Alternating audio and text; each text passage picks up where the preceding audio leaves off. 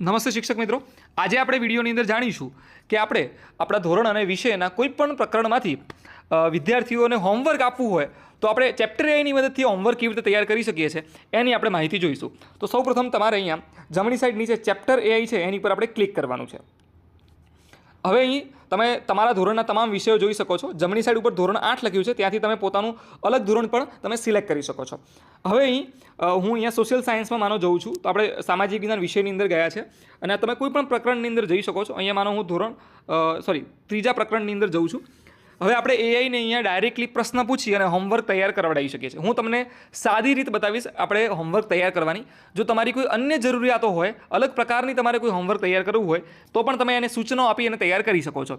જેવી રીતે અહીંયા હું ડાયરેક્ટલી એને લખીને, જો અહીંયા પેન્સિલ દોરી લઈ છે ત્યાં તમે ડાયરેક્ટ લખીને પણ એને પ્રશ્ન પૂછી શકો છો અને જમણી સાઈડ અહીંયા જે માઇકનું ઓપ્શન છે ત્યાં તમે ડાયરેક્ટલી બોલીને પણ એને પ્રશ્ન પૂછી શકો એમ છો. તો હું એને પૂછું છું પ્રશ્ન. જુઓ, મારે વિદ્યાર્થીઓને આ પાઠમાંથી હોમવર્ક આપવું છે, તો સરસ મજાનું એકદમ રસપ્રદ અને વિદ્યાર્થીઓમાં જિજ્ઞાસા ઊભી થાય લખવાની અંદર એવું સરસ મજાનું હોમવર્ક તૈયાર કરીને આપો. જુઓ, મેં મારી રીતે અહીંયા લખ્યું છે, તમે તમારી રીતે એક્સ્ટ્રા સૂચનો સાથે કરી શકો. જેવી રીતે મેં એને કીધું છે કે અહીંયા રસપ્રદ હોવું જોઈએ, વિદ્યાર્થીને જવાબો લખવામાં જિજ્ઞાસા ઊભી થાય એવા પ્રશ્નો હોવા જોઈએ હોમવર્કની અંદર. તો જુઓ, એ પણ એને હોમવર્ક અહીંયા બનાવીને આપી દીધું છે. જુઓ, એને અહીંયા શું કીધું છે કે ભૂમિકા ભજવો. એને અહીંયા હોમવર્કની અંદર ભૂમિકા પણ આપી છે કે આપણે એક પ્રકારનું નાટક પણ કરી શકીએ એમ છીએ. ઠીક છે, જો નાટક વિશે માહિતી આપી છે. સમયરેખા બનાવો, કે વિદ્યાર્થીઓને 1857ના સંગ્રામની સમયરેખા બનાવવાનું કહ્યો. તેઓ પાઠ્યપુસ્તક, ઇન્ટરનેટ અથવા પુસ્તકાલયમાંથી માહિતી મેળવી શકે છે. સમયરેખામાં નીચેના માનો સમાવેશ થવો જોઈએ: સંગ્રામના મુખ્ય કારણો, મહત્વપૂર્ણ ઘટનાઓ, મુખ્ય નેતાઓ અને પરિણામો. જો આખા ચેપ્ટરમાંથી આવું સરસ મજાનું ક્રિએટિવિટીવાળું સરસ મજાનું એને હોમવર્ક તૈયાર કર્યું છે. પત્ર લખો, વિદ્યાર્થીઓને કલ્પના કરવા કહો કે તેઓ 1857ના સંગ્રામ દરમિયાન જીવતા હતા.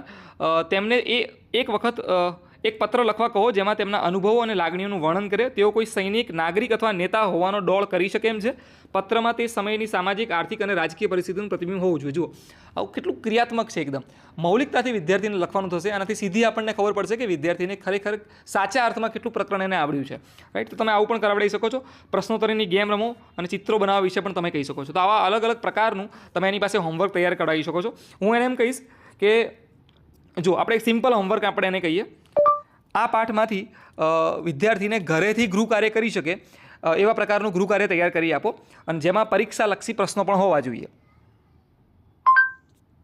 જો આવું પણ આપણે કહી શકીએ છીએ કે આ પાઠમાંથી વિદ્યાર્થીને ઘરેથી ગૃહ કાર્ય કરી શકે. જો જવાબ અહીંયા જનરેટ થઈ રહ્યો છે, આપણે થોડું વેઇટ કરીશું જ્યાં સુધી એનો જવાબ આવે છે ત્યાં સુધી. જો એને હોમવર્ક આપ્યું છે, પ્રશ્નોના જવાબ લખો. વિદ્યાર્થીઓને નીચેના પ્રશ્નોના જવાબ લખવાનું કહો. જો એને 1, 2, 3, 4 એમ કરીને 8 પ્રશ્નો આપ્યા છે. જો હું છેલ્લો પ્રશ્ન વાંચું છું, 1857ના સંગ્રામમાં પરિણામો શું આવ્યા હતા અને તેનાથી ભારતીય ઇતિહાસ પર શું અસર પડતી. જો અહીંયા આપ્યું છે ને, ટૂંક નોંધ પણ એને આપી છે. અહીંયા ખાલી જગ્યાએ તમે આપી છે. જો હોમવર્કની અંદર જોડકા જોડો પણ એને આપ્યા છે વિભાગ 1 અને વિભાગ 2 ની અંદર. કારણો આપો એમ કરીને જો ઘણા બધા પ્રકારનું એને હોમવર્ક આપ્યું છે. તમે ઈચ્છો એ પ્રકારનું એને હોમવર્ક એને તમે આપી શકો એમ છો. આજે જ ટ્રાય કરો. તમારી જરૂરિયાત પ્રમાણે તમને જે પણ લાગે કેવું હોમવર્ક આપવું છે તો એવા સ્પેસિફિક પ્રશ્નો બાબતે પણ તમે આપી શકો છો. એને તમારે માત્ર સૂચનાઓ આપવાની છે. તમે આવી રીતે મેં કીધું એ પ્રમાણે અહીંયા તમે બોલીને અથવા તમે પેન્સિલ ઉપર ક્લિક કરી અને લખીને પણ એને પ્રશ્ન પૂછી શકો છો. આજે જ ટ્રાય કરો. Thank you so much.